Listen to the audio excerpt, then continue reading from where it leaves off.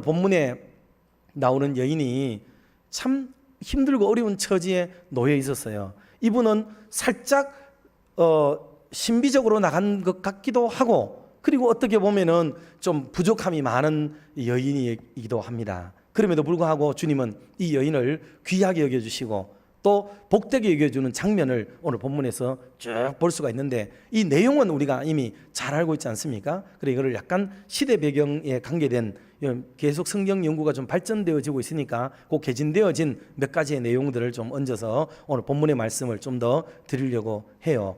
첫 번째 대지로 살펴보게 될 것은 바로 엎드려 지내는 여인의 모습을 우리가 볼 수 있습니다. 이 혈루증에 대해서는 이미 우리가 의학 상식을 조금은 알고 있지 않습니까? 부인병에 관계된 것으로 이게 만성 하혈증, 피를 흘리는 거죠. 참 안타까운 일이에요. 이게 얼마나 고통스러웠을지에 대해서는 우리가 미루어 짐작할 수가 있습니다. 한 달에 한 번씩 정상적으로 하는 하혈도 힘이 들어하고 어려워하는 판에 시도 때도 없이 이런 일이 벌어지니 정상적인 사회생활 활동을 도저히 할 수가 없는 거예요. 그런데 이거는 자기 생활의 불편함만 얘기하고 있는 게 아닙니다. 실제로 우리가 아시는 대로 성경에는 피를 중요하게 여겨요. 피. 그런데 피는 살아있는 피거든요. 그래서 짐승을 잡아서 자기 제물로, 자기를 대신해서 속죄의 제물로 바칠 때도 짐승을 죽여서 피를 흘리고 그 피로 제사를 지내는 거예요. 죽여놨던 짐승의 피를 가지고 와서 발라가 하는 게 아닙니다. 그러니 이거를 가리켜서 생혈이라고 얘기해요. 살아있는 피라 이거죠. 살아있는 피. 주님이 생혈을 드리기를 구약적으로는 받으셨단 말이에요. 그런데 죽은 피가 있죠. 죽은 피, 사혈, 죽은 피가 있습니다. 그러니 여성들의 한 달에 한 번씩 하는 것도 죽은 피의 사혈이란 말이죠. 그리고 지금 이 여인이 갖고 있는 하혈도 역시 죽은 피라고 봅니다. 그러니 이 죽은 피가 계속 흘러내리는 것은 이거는 성경적으로 부정하다라고 보는 거예요.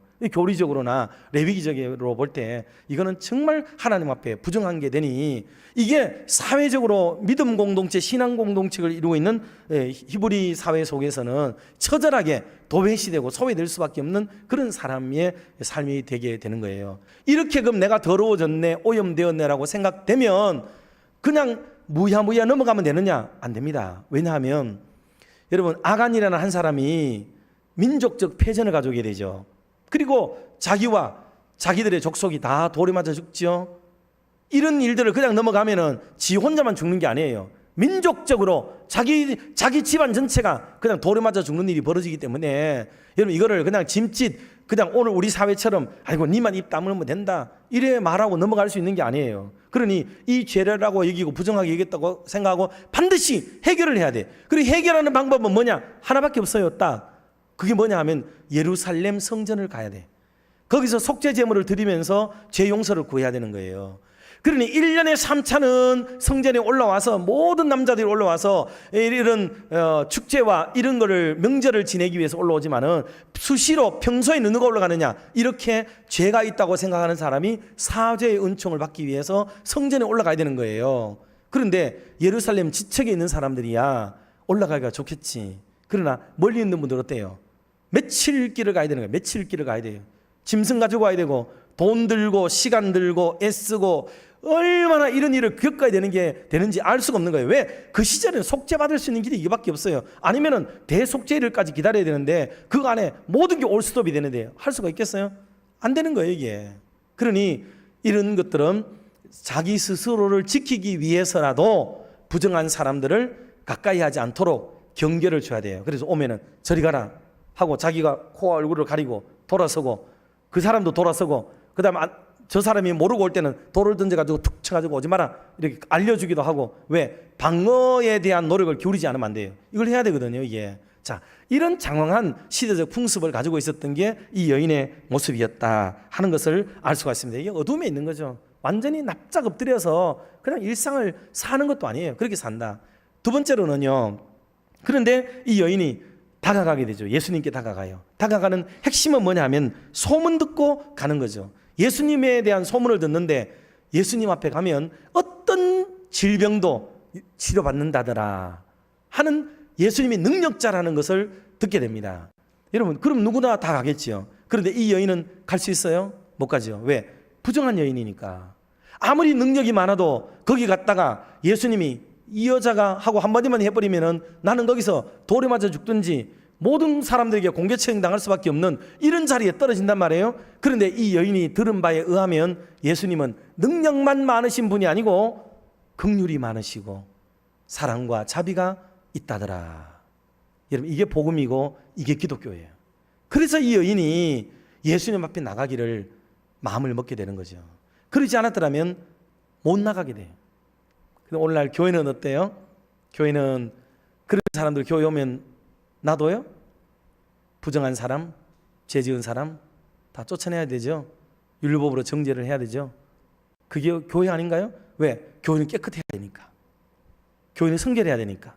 그런 악을 제거하고 더러운 걸 제거해야 된다고 생각하는 거죠. 그 복음을 듣지는 못한 거예요. 복음을. 여러분, 놀랍게도 주님은 배척하지 않으신다더라. 주님은 받아주신다더라. 죄인들하고도 같이 한다더라. 식사도 같이 한다더라. 그들의 죄도 용서해 준다더라. 그러면서 그들의 질병도 깨끗하게 해주신다더라. 그런 능력이 있으시더란다. 율법사들과 다르고 유대인들과 다르고 종교 지도자들과 다른 이런 결을 가지고 계시는 예수님에 대한 소문을 들었기 때문에 이 여인은 주님 앞에 나가기로 마음을 먹고 주님 앞으로 올라오게 된 거예요. 여러분, 이게 기독교이고 이게 복음이에요. 여러분, 복음이 없으면 기독교는 기독교가 아닙니다.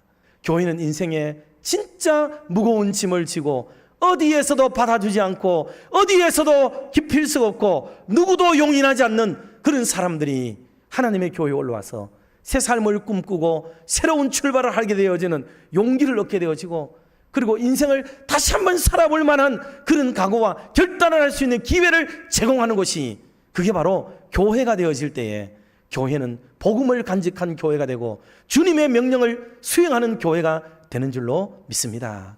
여러분, 저는 우리 대구 칠곡주광교회가 개모임하는, 그래서 우리끼리 마음 좋고 그게 무슨 은혜가 있는 것처럼 여기고 아무런 싸움이 없고 그러면은 행복한 줄로 알고 그러는데, 여러분, 그거는 좋은 교회 아닙니다. 좋은 교회는 그런 아픔이 있는 사람들을 나크니 알아주고도 남을 수 있는 그 큰 믿음의 포용력이 있는 교회가 진짜 교회이고 주 예수 그리스도의 마음을 가진 교회가 되는 것이죠. 그래서 우리 교회가 진짜 그런 교회가 되기를 진심으로 바라겠습니다.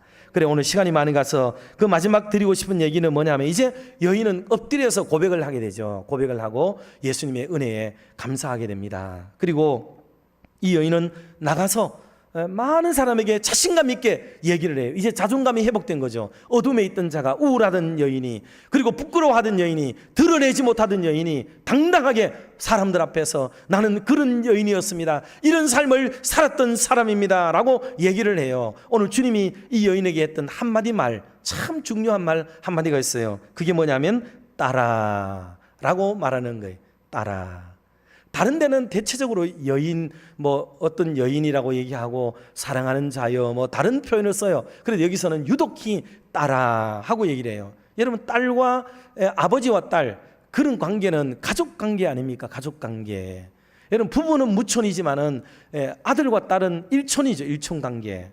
이걸 뭐를 통해 뭐를 보여주시느냐 하면, 이 여인은 드디어 하나님의 자녀가 된 거예요. 이 여인이 실제로는 이방 여인으로 알려지고 있어요. 요세푸스라는 역사학자에 의하면 이 여인의 이름은 베로니카라는 이름이 있는 여인이었고 그 실명을 거명을 했어요. 그리고 이 여인은 그때 고침받고 따라라고 여겨주는 이 말에 너무 자존감이 회복되고 감사가 일어나고 어둠에서 탈피해서 이제 예수를 선전하고 자랑하는 사람으로 바뀌어지게 됩니다. 오늘 이후로부터 저와 여러분들도 지금 혹시 어둠의 자리, 삶의 무게를 느끼고 있는 깊은 고통의 자리에 계신 분이 혹 계시다면, 여러분, 예수 그리스도의 은혜로 복음의 말씀을 듣고 용기를 내시고 또 일어나서 주님을 증거하고 자랑하는 남은 멋진 생을 살아가는 저와 여러분들이 다 되시기를 주님의 이름으로 축원합니다.